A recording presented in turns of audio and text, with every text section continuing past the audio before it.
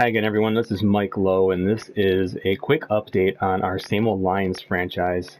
We are 2 games into the season, as you can see there, so I've already had a couple games that I've uploaded from this 2021 season, but I haven't had a chance until now to sit down and really talk through what the Lions have done during the offseason and to get themselves in this position, in parentheses or in quotation marks, position, I guess, at 0-2. For the 2021 season, but nonetheless, I wanted to go over a few different things and just kind of get you caught up with where the team is at. Because I know some people just like to see gameplay. Some people like the streams here where they're just kind of going through the nuts and bolts of the team building process. So as you can see there, sitting in his desk looking very, very busy with no pencil in his ear is our new head coach, Tomas Pita is his name. And I think he's been in Madden for a while. I don't think that's a real guy, but he was brought in kind of running more of a traditional 4-3 defense, 4-3 under defense, and vertical zone run offense. So really, really happy with that hire. Very happy to get rid of Coach Patricia and get him out of town. And although the results haven't changed, so maybe this really is the same old Lions stream more than we even realize. But let's start with the draft, right? Now, heading into the draft first, we only made one signing, right? And if you recall, it was probably on one of the last streams. That was that was a right tackle, Taylor Mountain. We had a lot of trouble on the right side. Crosby was giving up some sacks and whatnot, and played pretty well the first half. It really started to kind of come undone a little bit. So while we liked Tyrell Crosby, we had an opportunity to upgrade at right tackle, and we did just that by trying to secure some of these big-time pass rushers that are coming off the defensive left end or that left outside linebacker spot, which is pretty common, especially in this division with Green Bay and the Bears. So he was the only free agent signing we were looking at. We just kind of wanted the pocketbook was a little bit tight this year. We had some cap room issues. We had some dead cap space and whatnot. So going into the draft, we had the third overall pick, and we had some offers that came in for that pick, and we did end up moving it. And we traded down with the Cleveland Browns, who had gone to the Super Bowl. So they make a really aggressive move, and they moved up, and I can show you who they ended up picking with that pick. So let's go look at the Browns. And it was definitely a player that we were looking at. It was a player that was on my draft board, obviously. I believe we talked about on the stream, but it was Taquan Cadet here, that really, really nice middle linebacker. I believe he was slotted as an early first, but he comes back with normal dev traits, which is a very, very common thing, it seems, this year in Madden, which I kind of like. It doesn't guarantee anything. I mean, no rookie is guaranteed to just be out the gate super, super good. But they picked Taquan Cadet, number 3 overall. And again, looks like he's got a pretty good base to be a good player there. The player we were thinking of taking, remember, I was looking at kind of those 3 receivers. There were 3 receivers that I was interested in, possibly in the first round. And the very next pick was the New York Jets, and they took the first of those receivers, the guy that we probably would have taken had we stayed at pick number 3. And that is, where's he at? Oh, here it is, Cassius Ballard. So Cassius Ballard, again, normal dev trait. So I probably would have cried if I picked a guy with normal dev trait, number 3 overall. But again, it's much more common this year in Madden, and he's going to be good. I mean, he's a 76, so at the very least, he's going to be a serviceable starter for his career if he gets a dev grade update at some point. I mean, he'll potentially be a Pro Bowl player here, which is what you'd expect for a guy picked that high. So really nice player there out of Florida State for the Jets. Let's talk about then, really the next pick I wanted to talk about was later on, the 11th pick. So speaking of those receivers, the next receiver we were looking at, remember there were 2. There was the really short guy, Hispanic name like Cordona or something like that, and there was that white dude, Caps. And those are the other 2 receivers that we were looking at. So the second of those receivers, where am I going, did go to the Bucks. So let's take a look here. So the second receiver off the board was the shorter Cardona. 5'9". He does have a hidden dev trait. So this guy is looking pretty studly. So had we stayed at 3, I would have probably passed on this guy. I was a little bit worried about his size, even though I did sign some shorter receivers, but a little bit different than investing a 3rd overall pick in a guy that's 5'9". I was a little bit worried about that, at least at the receiver position. Other positions I probably wouldn't care so much. But he's looking like he's going to be a pretty special player. I'm curious how his stats look so far. Through 2 games, 7 catches, 83 yards. So, nothing crazy, but just getting his feet wet in the NFL. He was the 11th pick. So the next pick Just looking at my little list here, guys, I wanted to showcase would be the 14th pick, which went to the LA Rams. And they went and grabbed a center that I was looking at. When we traded down to the 31st pick, he was a guy I was kind of thinking, like, okay, I think this guy might be here. I'd be really happy to take a Ben Carden. But the Rams get him. Normal dev trade again, but a 76. Again, looks like a really nice blocker. Wouldn't have actually fit our scheme, so I kind of lucked out there because I was hoping. I tried to look at his ratings, and I was like, okay, I know he's a power guy. We want an agile guy, but I saw his ratings, the ones that they showed me, and I was like, I think he's going to be close enough that we can convert. So I would have been a little disappointed in this because you can see he's pretty far behind in his agile scoring here. So it kind of worked out that we did not pick up Ben Carden. The next pick would have been the last of those receivers, or at least the top 3 receivers. And it was the Chicago Bears here at pick number 18. So they go and grab kind of the last of those 3 early first receivers. They get Ron Capps out of UCLA. Again, normal dev, but a 77. So again, looking pretty good, but has not caught a pass yet this year. So they're obviously slowly working him in. By the way, let's see if the Jets guy, who seems to be a little bit buried on their depth chart, let's see if he's gotten any action yet this year. 2 catches, 26 yards, so pretty normal. Again, even if you go look at a guy like Kenny Galladay, who's now an X Factor, by the way, in this year's game, you can see Superstar X Factor. You look at his rookie year, he was a 3rd-round pick, so a little bit different, but I mean, he had just 28 catches as a rookie, but you started to see those signs already, right? You start to see those 17 yards per catch. I mean, look at this 2021 now. He's just accelerating truly into an elite receiver. So let's see. Next guy I wanted to take a look at. Just looking at my list here. The Pittsburgh Steelers. Let's go look at the Steelers. So the Steelers took, I believe this was actually no, this was not this was the 2nd quarterback taken, I believe, at pick 22. So I was really interested in one of these top 3 quarterbacks. But Cameron Hopkins was the one who said they had a really good pro day, was making all the throws, they said. He's wearing Cordell Stewart's number 10 there. But he has a hidden dev trade, so it looks like the Steelers have gotten a really good player. He is playing, because I've seen him kind of in the halftime highlights, and he's actually playing pretty well through 2 games, 450 yards, touchdown, QB rating of 86, no interceptions yet. So he's playing about what Stafford's been doing after 13 years, so at least in this franchise. So Cameron Hopkins there, really nice pick. I'm trying to remember who got the other quarterback. Bear with me here, we'll find it. The Panthers? Patriots? I can't remember who got him.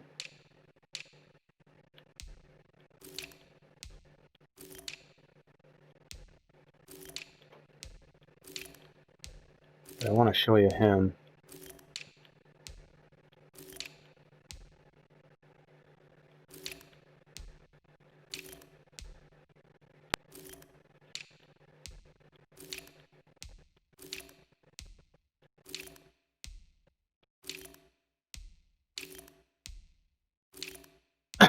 Excuse me. Oh, I guess we can just sort of this way. I can't remember who grabbed him. Oh, here he is. Tyrell Jefferson. So I think Tyrell Jefferson got picked before pick 22, I believe. So let's look and see where he went. Oh yeah, he was the 2nd overall pick in the draft. My bad. So yeah, Washington grabbed their QB replacement. So if we go to the football team here, look at their quarterback situation. They still got Haskins, but Tyrell Jefferson, again, 2nd overall pick, just normal dev trade. But he was my top quarterback. He's the guy that I was looking for, but he's looking really damn good so far. 6 touchdowns, no interceptions, QB rating of 112. So dev trade or not, he's looking to be pretty darn solid. So let's see, who else can we look at? There's just 1 or 2 more. So we ended. You saw who we picked. Oh, I haven't showed you who we picked. So let's go to the Lions pick, obviously. The 31st pick. So we had a lot of players sitting there, and this is funny because this is a guy who we actually said would be. We said that he would be. One of the earlier streams, I said this is a guy I could definitely see in a Lions uniform, and it just worked out that he fell. So here he is. Let me just kind of show you who he is. You've probably seen him if you've watched a couple of the game streams, but Joe Toller, picked 31st overall. He was the #1 true value talent in the draft, it told me when I picked him. Now, he has normal dev trait, like a lot of other guys, but he was the highest rated player at 78 at the start, coming out already, and he's done pretty well through 2 games. He is starting. He picked up his first career sack in the second game against the Seahawks. He's got 4 tackles so far, so I mean he's already making an impact here as a rookie. So and again, it's allowed us to transition pretty smoothly into a 4-3 defense here with Danny Shelton. So really happy with Joe Toller. So that takes us to the second round, and there was a guy I ended up passing on that I may regret, but the Dolphins ended up grabbing him a little bit later in the second round. Deontay Sykes was a safety that I was pretty interested in, but we had just re-signed Ron Harmon. He comes out with a hidden dev trait, though, so I was pretty bummed because he's looking to be a pretty darn good player for them. Now, again, you can see he wouldn't have really been a good scheme fit for what we're trying to do with our zone as a free safety, but again, it's a pretty special player, someone that we could have even potentially built the defense around a little bit. So in the second round, what did the Lions do after passing on a guy like Sykes, whatever his name is? Well, we grabbed the last of those 3 quarterbacks, and that's Nick Escobar out of Stanford, normal dev trait, but he comes in as a scheme fit. Even though he's an improviser, he luckily was also a 72 strong arm, so he fits. We have him in kind of our development cycle right now, meaning that he is part of our weekly training. He's one of those 3 guys we're focusing on, and that's the plan for this year. The end of this year, truthfully, it wouldn't surprise me if we cut Stafford and transition to a Nick Escobar. I would love to get him up to a 75 or something like that. I don't know if we're going to be able to get that much of a jump, even as a 22-year-old. But I'm not thrilled with his traits. He has paranoid sense of pressure, aggressive forcing passes. So again, it's going to be a little bit challenging in regards to trying not to turn the ball over. Very similar to Stafford. But I love his throw power. Pretty accurate guy. Can continue to throw the deep ball, which is something we've been doing with Galladay. His throw on the run, his break sack is great, and I love his 81 speed and 91 acceleration. So, I mean, this guy can move around a little bit. I have not used him yet. I haven't played with him yet. He's already ranked the 36th best quarterback in the league. So I feel like picking him in the second round, and at least, we're not handcuffed to having to pick a quarterback now in the draft. We have 2 first-round picks next year. We don't have to take a quarterback. I feel like we could use a Nick Escobar here for a while and just see how it goes with him. Let him play for 3 years and, see how he does or something like that. So, okay, so that was our second round pick. We're just going to continue now looking at the line. So the third round, we ended up, we had 2 third-round picks, and we took, where's he at here? We took Pierre Griffin out of Florida A&M, deep threat receiver, a guy who I was planning to have come in and start until the late free agency happened, and we had some guys pop up as free agents that we ended up signing. So we did bring in Marquise Goodwin, who I had mentioned. I wanted to see how the draft played out first. And then Julian Edelman was sitting there. So in good old Lion fashion, we bring in another old Patriot. But this one was pretty strategic. I wanted someone to come in who could run short routes. He's been able to do that. So just kind of a stopgap here guy. If Pierre Griffin had better short running, I probably wouldn't have signed him. Goodwin we're using in a few different capacities. I mean, running routes, he's taking, kind of those outside runs and things like this with us. So different rules there. But also picked up Lonnie Sherrills as an undrafted free agent. Actually just grabbed him for our practice squad and just signed him. So we've got a couple young rookie receivers who, look to potentially play roles in this team later on. Lonnie doesn't look like he's a scheme fit. Or yeah, I guess he is. So he's tied there with a slot. Out of Cal, again, just 21, so we like that. So let's see, our next third round pick. It was another offensive player. Just trying to remember who it was now. I want to say it was Dakota Reeves, who is starting for us and who has admittedly been struggling through 2 starts. He's given up 3 sacks. But he was the other third round pick late in the third one. This is the one we got from the Browns. So we picked up Dakota Reeves. By the way, every single pick the Lions made was considered a good pick, they said. It was a good value pick. We never reached for a single pick, and Dakota Reeves was another one of those guys. Again, 69. He doesn't really fit our scheme exactly well, But we have him in there, and that could be part of the reason why he's struggling. He's just asking him to do things that he's just not very good at, unfortunately. So we'll be keeping an eye on him. So as we move to the 4th round, I believe our 4th round pick was James Feliz, defensive end. Let me see where we got him. Yeah, 4th round, James Feliz out of LSU. Gives us a speed rusher, even though it's not a scheme fit. And again, I don't change positions. The AI teams don't do it. It's an unfortunate thing, but just to kind of keep progression equal, I'm not changing him to a right end, even though it would be a better fit for him. That's just how it's going to go, unfortunately. But he's just a guy who can come in and kind of play along Julian Okwara. I mean, they're essentially the same player. Very, very similar builds and everything. So it just gives us a little bit of depth there as we move Deshaun Hand. Eventually, probably next year, he'll be a full-time defensive tackle for us. He is hurt, though, currently. So that was our 4th round pick. In the 5th round, this is a pick I thought we would have got dinged for reaching. So I talked about that 3rd down back. I scouted a 1 running back in the entire draft, and it was the 1 receiving back, and he scouted out as a 3rd round talent. And I didn't want to wait until the 6th round, which was our last pick, because there was a bunch of other guys that I was like, I don't really, there was a handful of guys, and I'm like, I could take a chance on, but I know this guy was going to be something pretty interesting for us. And so we went ahead, and again, I'm pretty sure he was our 5th round pick. Yeah, I grabbed him in the 5th round. Theo Thomas, he's returning kicks for us right now, and is being worked in a little bit in certain formations and whatnot as a 3rd down back here. He's just 21 years old out of Oklahoma. I like to pretend that he's the grandson of the great Thurman Thomas, who played at Oklahoma State.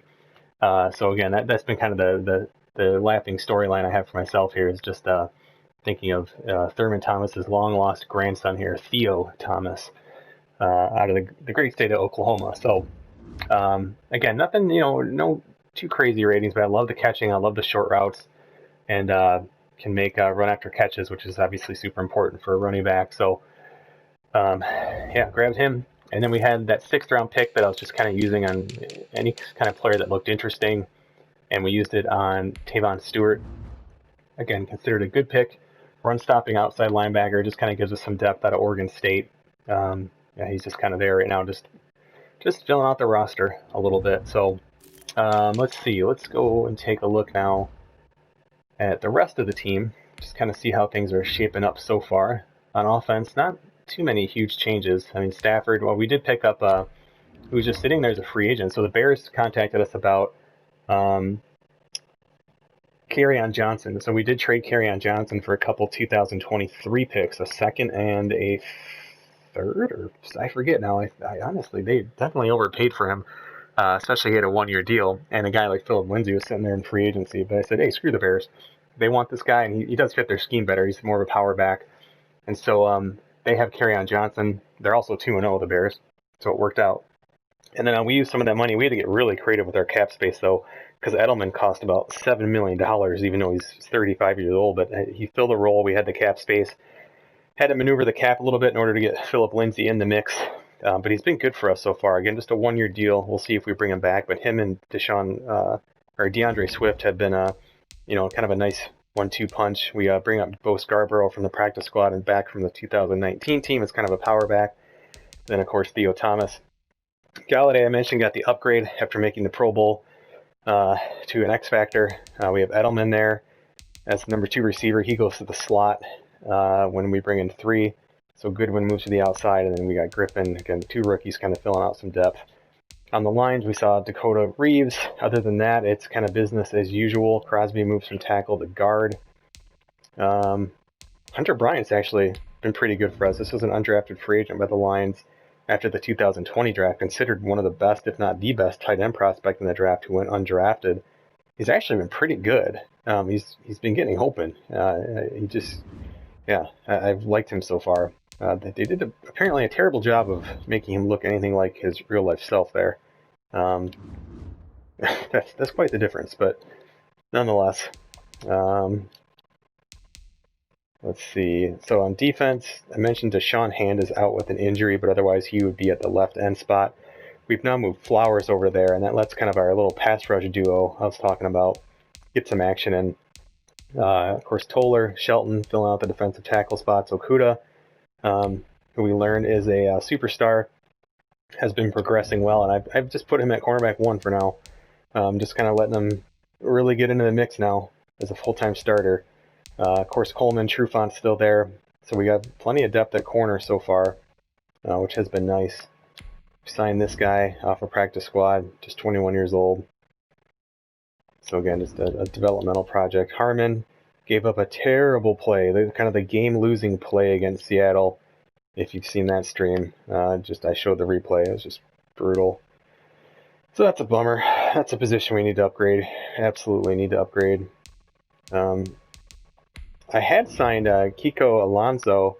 He played week 1, wearing jersey number 54. He looked like Chris Spielman out there. But ended up cutting him when we saw Quincy Williams was kind of sitting there, and I think on a practice squad again. Or actually, he's on our practice squad, and I was worried about someone else grabbing him. And he played pretty well in week 1. So kind of have 2 guys who can cover the pass a little bit better in Quincy Williams and, of course, Jared Collins here. Or Jamie Collins, sorry. Tavai is just kind of a dude, but I control him, so I'm not terribly worried about that. And, of course, Tracy Walker. So, new kicker this year in Sly. He's got 98 kick power, but only like 70 accuracy or something like that. So it's been an experience so far, but so far so good. He's missed a couple longer field goals. Let's see. Thomas returning kicks, as I mentioned. Just like his granddad, his fake granddad. And I mentioned the slot receiver setup. So,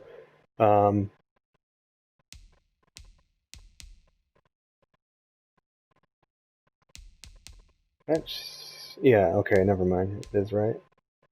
That one's not right, though. Actually, yes, it is. Just kidding. So let's see. Swift, third down back, power back, Scarborough. So we're still using kind of 3, even sometimes 4 running backs in different areas. Yeah, so again, that's kind of the lay of the land of things. I did do some simple scouting so far. Oh, and by the way, I was saying the players that we're working on training with. So I mentioned Nick Escobar, even though he's normal, just really trying to see if we can save that $30 million that we're paying Stafford. Joe Toller, and keeping with Okuda here. So really focusing on the defense, and then of course quarterback, long-term plan. So we did a little bit of scouting so far. It's just been the 1 week, but I can show you some real simple draft board we've started throwing together so far. So right now, the best player we've probably come across is a speed rusher who is on the right side. He's actually a huge speed rusher, 6'5", 272. But Greg Wilkins out of Boise State looks pretty awesome. Love seeing that pursuit. Hit power worries me a little bit because sometimes that's a rating that just doesn't really matter for a defensive end a whole lot. But the other 2 look good. I mean, he looks like he could be a very, very special player. Receivers still going to be a need because, again, we signed just kind of some guys as kind of stopgap measures. But Tyler Cruz, mid-first, we scouted him so far. It's hard to really tell until you see the combine on those guys. Jonathan McCray out of Ohio State, I believe he was a late first. So again, not crazy ratings, but he's just 21. Have to see what his combine looks like. Evan Martin, guard, also late first. Would be a nice fit. He's just 21. I'll tell you right now, I probably like him better than the receiver. And then this guy was supposed to be a first-round talent, early first-round, left tackle, pass protector, would have been a really nice pick. But grades out as more of a mid-second round pick, so maybe that's somebody we grab in the second round there as a potential replacement for Decker. And then this guard came out, again, from a mid-first down to a mid-third. So, yeah, that's the draft board so far. So, again, that was just a quick little recap of kind of where things are looking at with the offseason. We saw a few of the rookies from the 2021 draft. We saw all the Lions rookies. The Lions currently are 0-2, so I'll keep uploading those gameplay streams. And so far, so good. I've set my goal for this year as this. Barring any kind of disaster or I have to leave because if there's something going on at home or but I am doing my best to have 0 resets, right? So you can see played 1. I want these all to say played 1 this year. I had a lot of these that would say play 15 and 16 because I was doing a ton of slider testing with the first season. This time I really want to just kind of keep it down. Why does that say a force? Oh, I see, because it's a bye week. I really want to keep this clean here, so I'm going to be doing my best there. I'm uploading each half one at a time because that's just the max recording time I can usually do on the PlayStation here. So yeah, that's it. That's the quick update. So I appreciate you checking it out. Again, subscribe to this YouTube and you'll get pinged when I upload those new videos and when they're ready to go. And again, I'll just be kind of mixing around the different episode, kind of styles of these episodes. Like this one here, again, just no gameplay, just talking about team building and whatnot, team strategy, Madden, etc. And then the gameplay ones, which sometimes maybe I'll start adding some commentary and we'll see. But for now, it's more I'm just kind of playing. But yeah, the sliders look really good. I've updated the slider set. That is up on Operation Sports if you want to see that on their Madden slider forum. I think it's at version 1.8 as of the time of this recording. And yeah, it's been playing really well. Minus just it's really hard to get penalties in Madden, but that's a Madden problem more than it is a slider problem. So anyway, as I mentioned, I'm Mike Lowe. You can subscribe to this YouTube channel. We're always doing franchise kind of stuff. And I'm on Twitter at MikeLowe47. So if you have questions, ask on YouTube, ask on Twitter. You can ask on Operation Sports, and I will get back to you. Thanks for watching, everybody. See you next time.